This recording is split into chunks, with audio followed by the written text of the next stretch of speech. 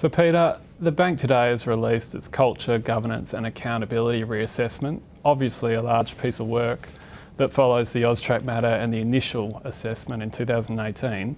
So reflecting on these issues today, do you feel like you're now getting your arms around them, and what were the key findings?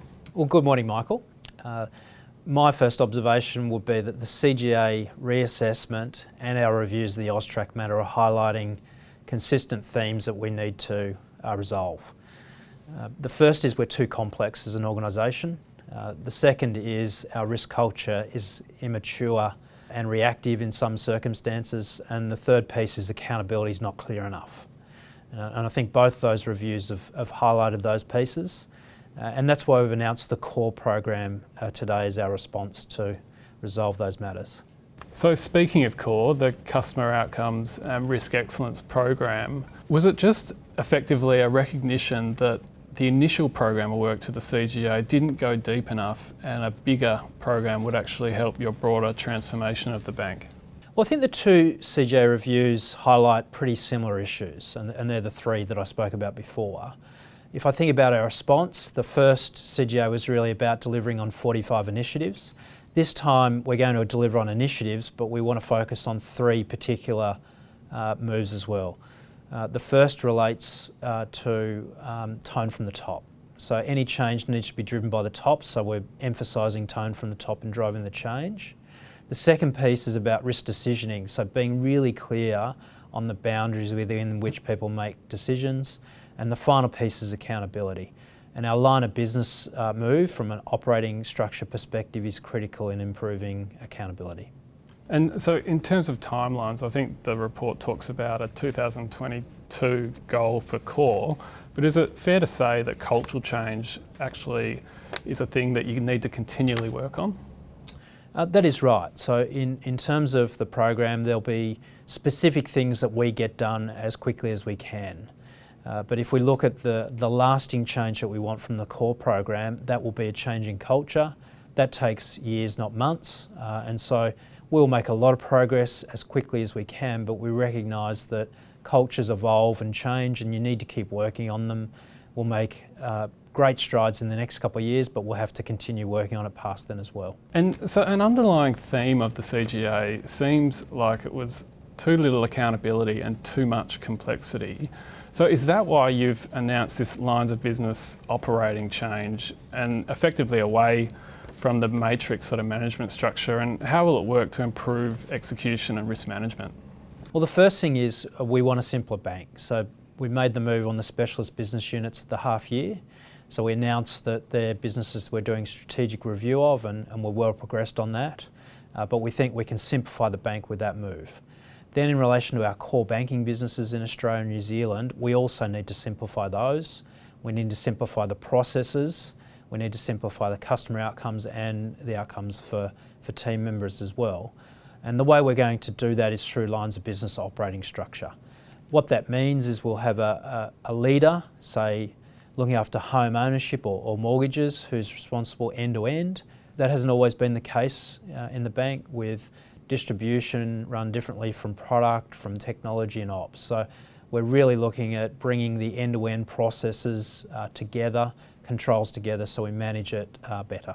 And so related to operations and management, you're building out your executive team, just this week actually announcing a new CFO, and you've obviously made some other recent appointments, but there's a couple of others that you're still looking for, some big roles in consumer and WIB, for example. How are those processes going, and do you see this rebuild of the management team as an opportunity to bring in some fresh views at a time when the bank does clearly need to change? Yeah, well, we've made good progress. So we've appointed 3 people, Jason Yeton into the specialist businesses, Les Vance into a new role in risk, and the CFO role this week. So I feel like we're making good progress. We're well progressed on searches for the other roles. We're not there yet, so nothing to highlight today. But you're right, it is a period where we can bring some external perspectives and fresh perspectives in, and we will do that where it's appropriate. We're also appointing people that have worked within the company or previously in the company as well, so we're getting a nice balance in terms of the team. And more broadly on change, it's been a couple of months since you were confirmed as CEO.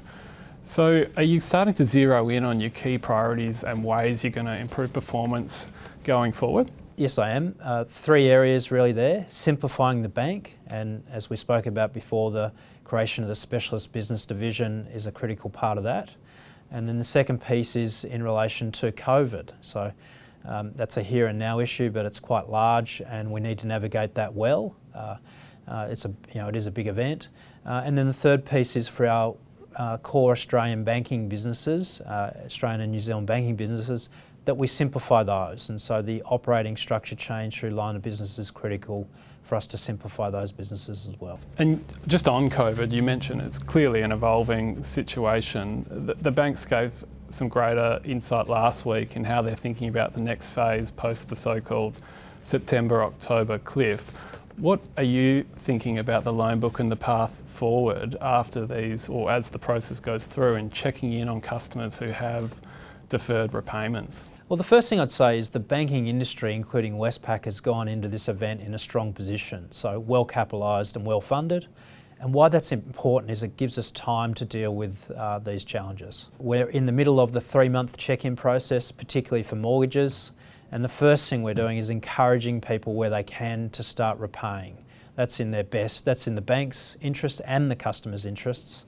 And so that's why we want as many people as we can to start repayments. Where they're unable to do that, the extension of the repayment holidays really gives us time to work through at an individual customer level what is the right outcome or the right response for individual customers. So that 4-month period will be used to help individual customers. And what does the Victorian situation mean for all of that? Obviously, it's around 20% of the economy being shut down again, not ideal. We're going to hear more from the government next week on how they're thinking about stimulus and support going forward. But what are you making in the early indications of what's going on there and what it could mean for the bank going forward? At a high level, we're in a situation where we should expect these sort of hotspots to develop and we need to respond. So I think that's been clearly flagged by the respective governments that this will happen.